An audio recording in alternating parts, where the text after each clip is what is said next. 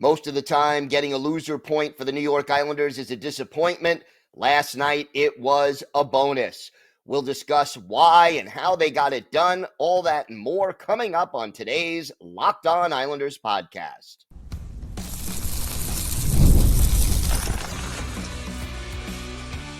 Your Locked On Islanders, your daily podcast on the New York Islanders.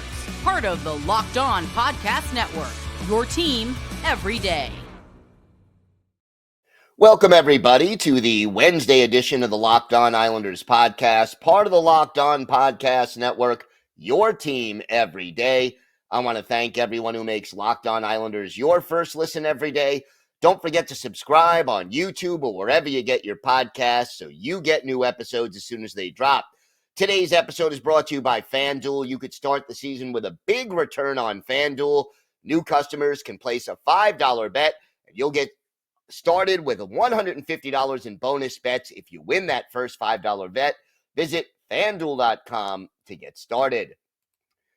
You know, most of the time when you lose a game in overtime, when the New York Islanders in particular lose a game in overtime, it's disappointing.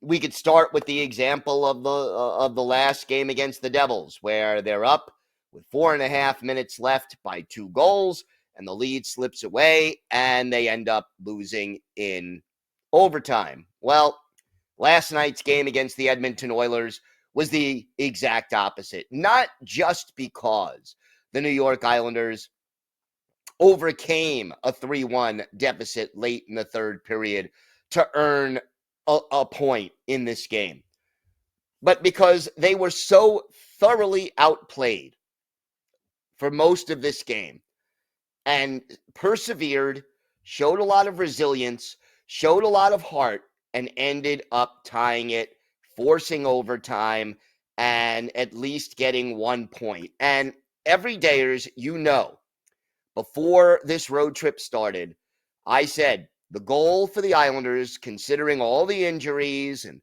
the fact that this is a road trip and they're in a different time zone, the goal on this 5-game road trip should be 5 points. You stay around NHL 500 or better, and you get healthy again, you at least have, in theory, a chance to get back into the race. So let's see whether or not, they can pull that off. But you go into this game against Connor McDavid and Leon Draisaitl and Ryan Nugent-Hopkins and Zach Hyman and this talented Oilers lineup. You're outshot in the game 42-22, almost double the shots on goal in this game for the Oilers.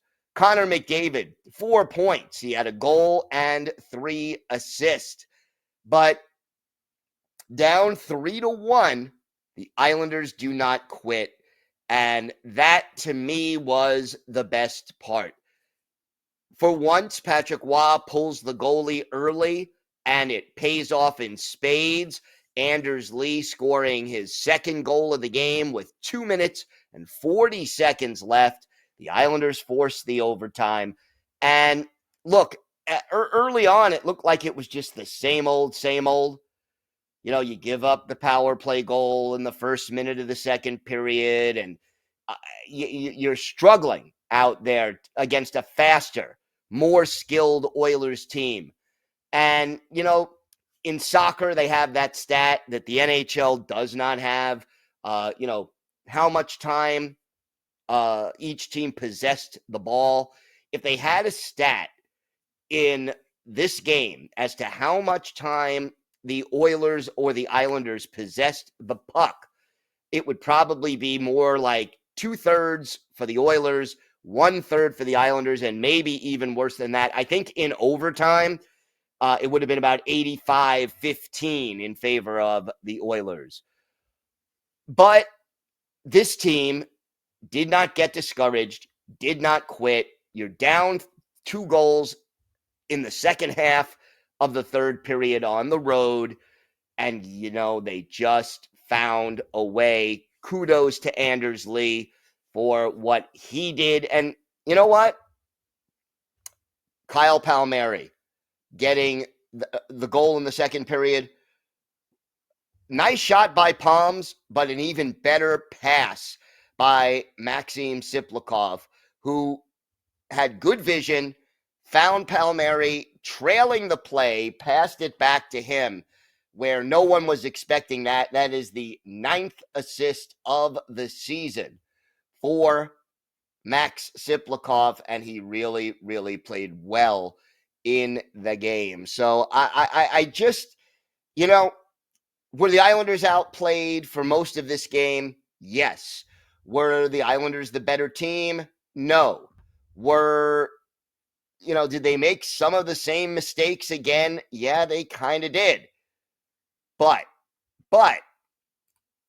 they gutted it out. And when you're shorthanded, the way this Islanders team is, and let's not kid ourselves. The Islanders don't have as much talent as the Oilers, top to bottom, even when everyone is healthy on this Islanders roster. But at the same time, they found a way to get the point. And, overtime was tough to watch, I have to say. It kind of looked like a bunch of fifth graders playing keep away from a bunch of first graders in the schoolyard, where the Islanders couldn't even, get control of the puck. If they touched it, they lost it right away. They couldn't get their players off the ice. It was just one of those frustrating kind of a situations where the Oilers were just skating circles around them. But hey, under these circumstances, you take the point and you move on and you get ready for the next game in Vancouver, which will not be easy. But overall, I try to be fair with this team. I try to encourage them and praise them when they deserve the praise. I'll criticize them when they deserve the criticism. And there were things I could criticize about this game, but more the overall message after this loss in OT is how well this team kept at it and were determined not to lose this game quietly and get a point. And they did it. They did it. The power play, by the way, absolutely putrid.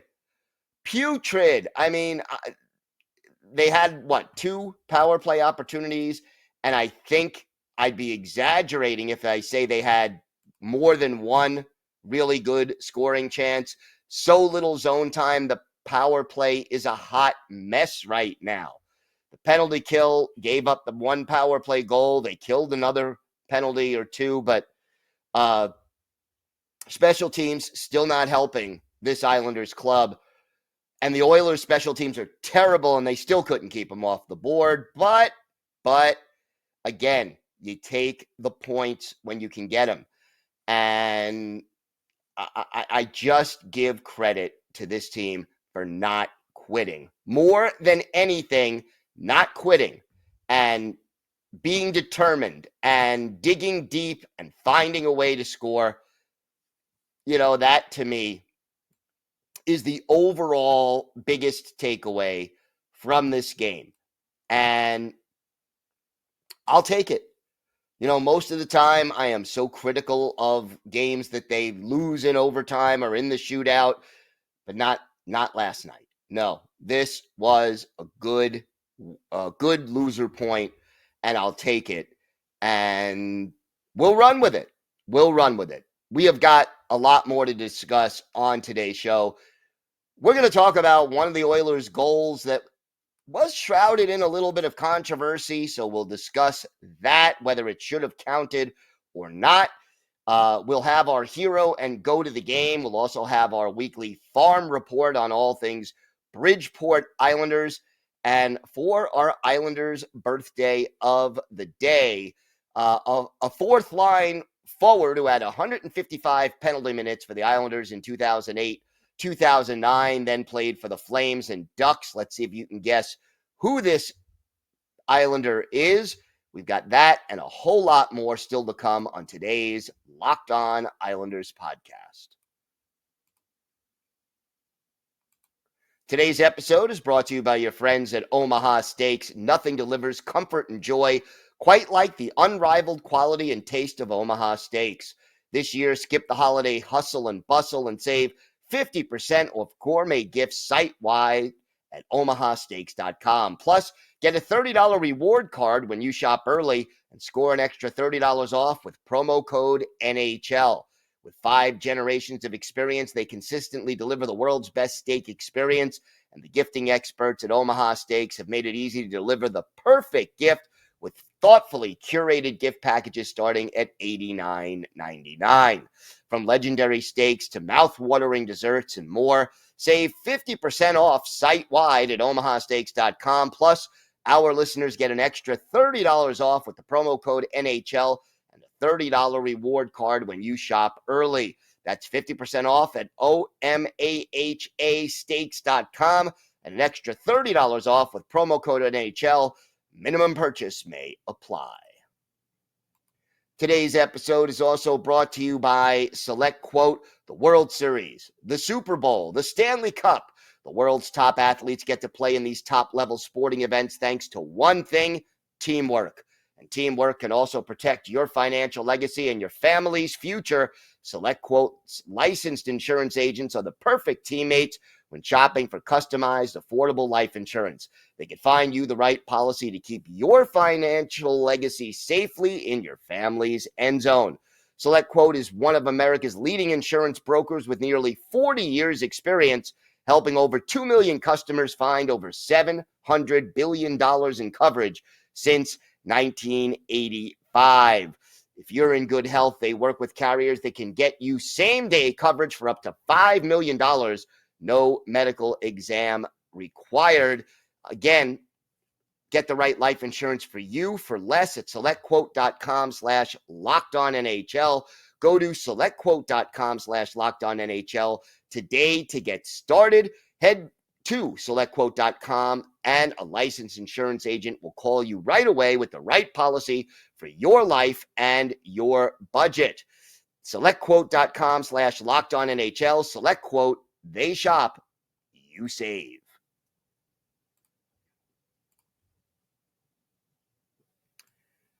So let's talk about that last Oilers regulation goal. And I am usually not one to get on the officials too much, but this one kind of bothered me. Connor McDavid gets the goal on the play. He ends up tripping up Oliver Wahlstrom in the Oilers zone, gets the puck as a result, and maybe 4 or 5 seconds later, it ends up in the back of the net. You heard Thomas Hickey on the broadcast, if you were watching the broadcast, say, hey, that wasn't called because it was Connor McDavid. I think there may be some truth to that. Obviously, the NHL does not want to see its best players in the penalty box all that often. But I just think this was a pretty blatant trip. And, the first angle, it looked like a trip, but I wasn't sure. And then they showed another angle, and clearly it was a trip. So, to me, again, they want Connor McDavid to get his chances and to be on the ice. People pay money to see Connor McDavid. I know all that. And yet at the same time, the hockey game has to be called fairly. And in my opinion, this just wasn't a good call. And to their credit, the Islanders could have lost their cool and their composure, and they didn't. They didn't panic. They didn't get overly upset. I mean, I'm sure they were disappointed with the non-call, but they kept plugging away, kept playing their game, and ended up managing to tie it.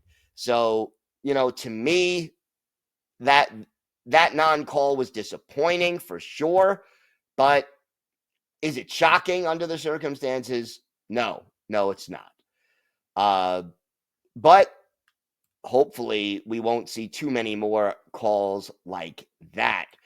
The other thing to me that kind of stood out was just that throughout most of the game, and again, I give credit to the Islanders for sticking with it, for staying close. There is no way, though, that you couldn't watch this game and see the skill and talent gap between the Oilers and the Islanders. And again, the Oilers, they have the McDavids and the Dreisaitl's. These are the best players in the world, okay? The best of the best. And there's no one on the Islanders roster, even when everybody's healthy, who can match McDavid and Draisaitl and Hyman and Nugent Hopkins and Bouchard. You're not going to match those guys in skill and speed. But, with the injuries, that gap is probably even bigger.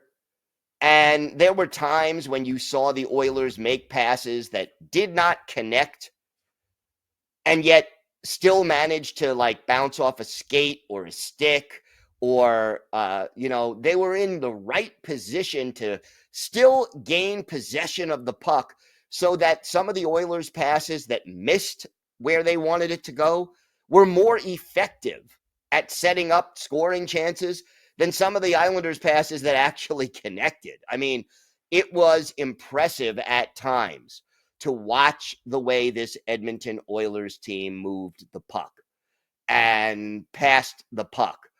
And, there are times when you just have to take your hat off and say, that was impressive. That was a great play.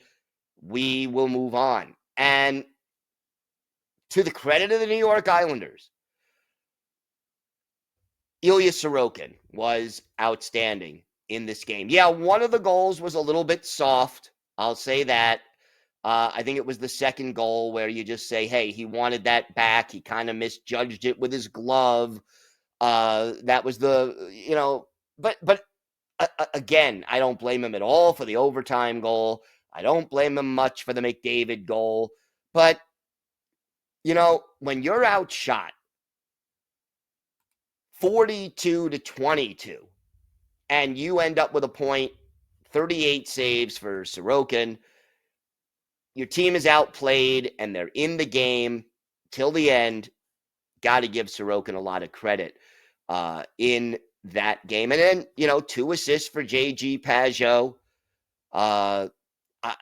Quietly, I think Pageau has just raised his game this year, and that is encouraging. Is he still, worth the salary he's getting at this stage in his career?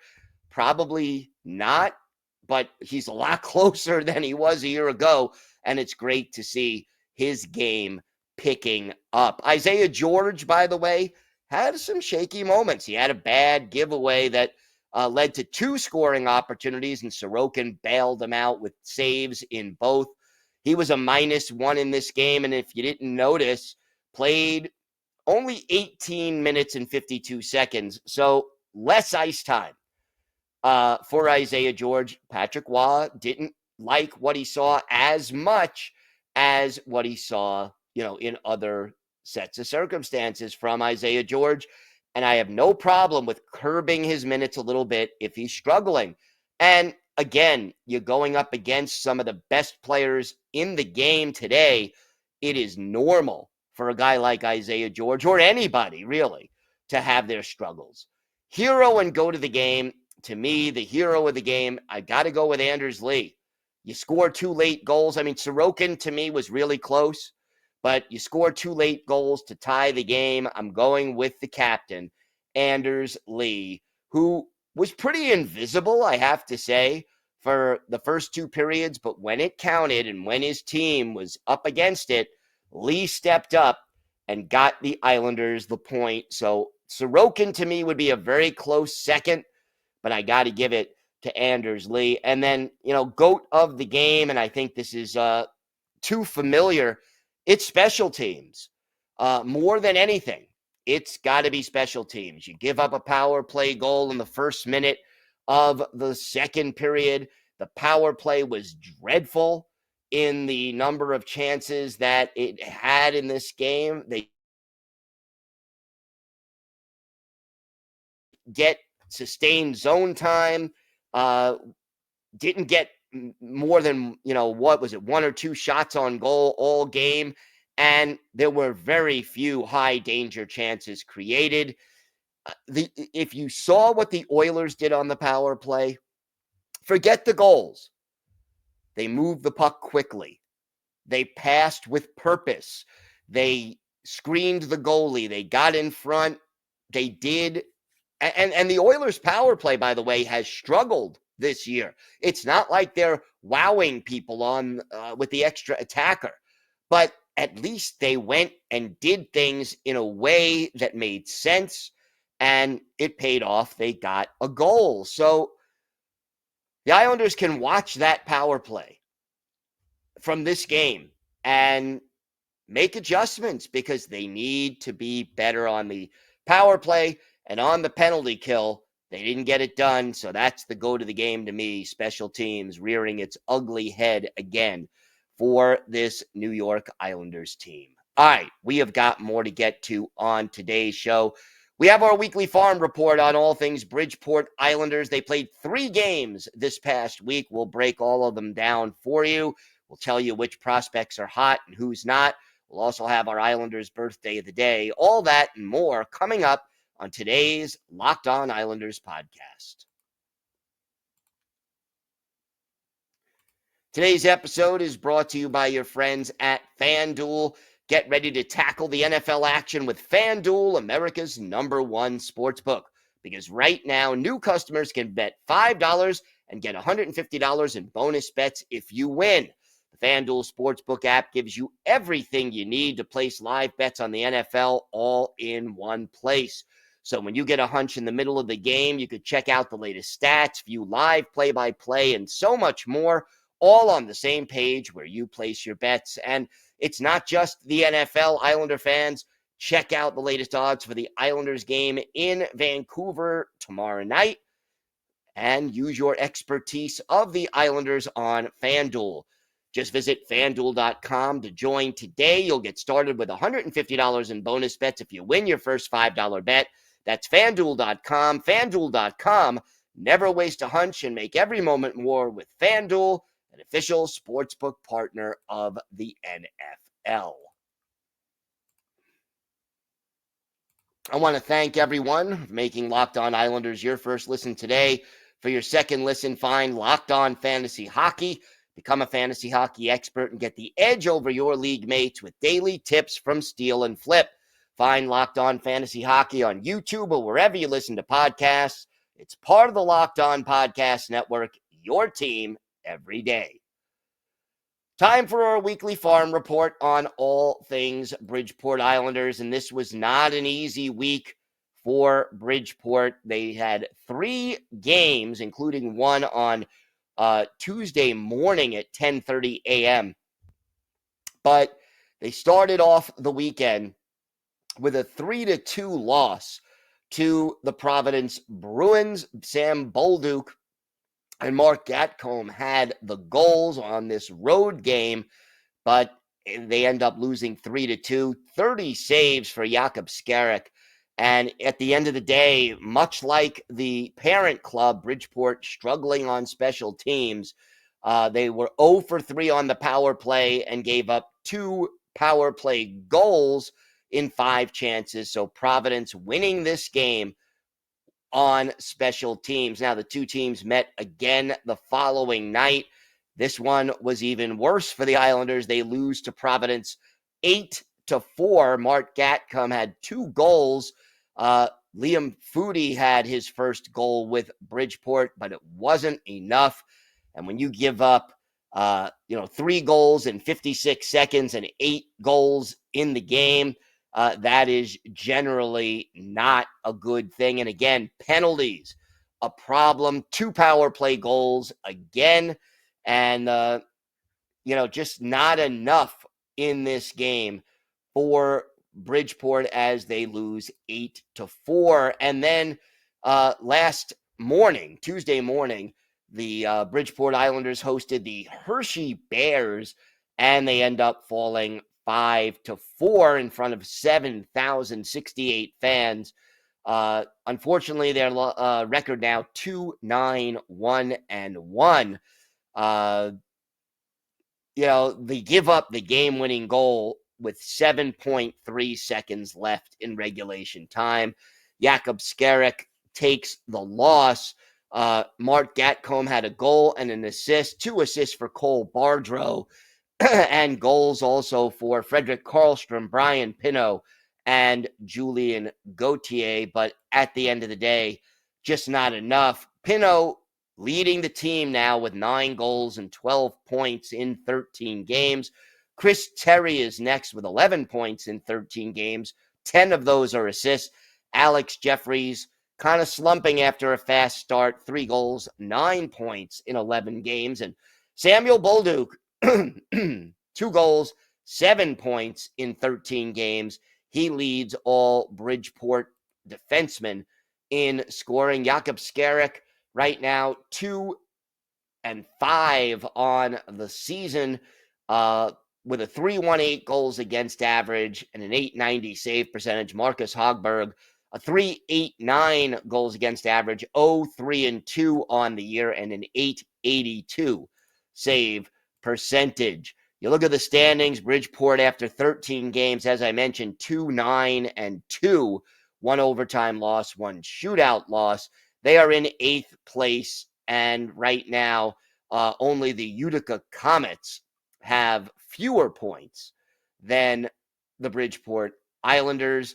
They have 6 points in 13 games. They need to try to turn things around. They'll have a chance this weekend. 2 road games for Bridgeport. Friday night, 7 o'clock Eastern time. They are in Hershey to face the Hershey Bears. And then the next night, Saturday, November 16th, they will visit the Wilkes-Barre Scranton Penguins. That's a 6:05 start. You could watch either one of those games on AHL TV. And they will return home on Saturday, November 23rd. So if you want to see the Bridgeport Islanders play live, definitely check out a chance to see some of the Islanders prospects and future Islanders play today. All right, time for our Islanders birthday of the day. And again, we are a day early, but tomorrow will be the 43rd birthday of former Islanders forward Tim Jackman. 6'2", 225 pounds. The native of Minot, North Dakota, second-round pick of the Blue Jackets back in 2001, went to Minnesota State Mankato for 2 years before turning pro. Made his NHL debut with Columbus in 03-04, played for the Coyotes in 05-06, and the Kings in 06-07 before joining the Islanders for the 07-08 season. Spent parts of or most of 3 seasons with the Islanders and then went on to play for Calgary and Anaheim before hanging up his skates after the 2015-2016 season. 155 minutes in penalties in 69 games for Tim Jackman in 2008-2009. He also had 5 goals and 12 points that year, finished with 32 goals and 75 points in 483 career NHL games, played in 9 playoff games, all of those with the Anaheim Ducks. One of his more memorable games with the Islanders, January 29th, 2009, Islanders visiting the Atlanta Thrashers. And in this game, the Islanders jumped out to a 4-0 lead, and part of that was a goal by our Islanders birthday of the day, Tim Jackman, his third from Andy Hilbert and Brendan Witt. That made it 3-0. Islanders took a 4-0 lead. The Thrashers made it 4-3, but Kyle Oposo scored in the third, and the Islanders held on for a 5-4 win. Jan Denis, 33 saves in the win. Kari Lehtinen started the game and gave up the first 4 goals, but Johan Hedberg got tagged with the loss because he gave up the last goal by Oposo.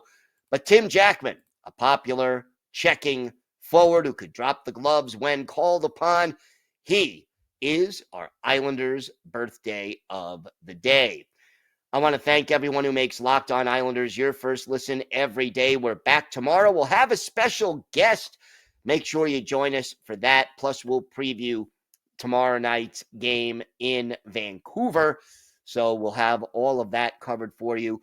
If you have a question, a comment, maybe a topic you'd like us to discuss on a future show, send us an email, lockedonislanders@gmail.com. If you leave your first name and where you're from, we're happy to mention you on the show when we discuss whatever's on your mind. You could follow the show on X at Locked On Isles, and you could follow me, Gil Martin, on X at Ice Wars, NYR, VSNYI. We'll keep you up to date on all things Islanders all year long, and I'm live tweeting during nearly every Islanders home and road game. So join me for some instant insight and analysis, even games that are on the West Coast. Have a great night, everybody. Stay safe, and of course, let's go Islanders.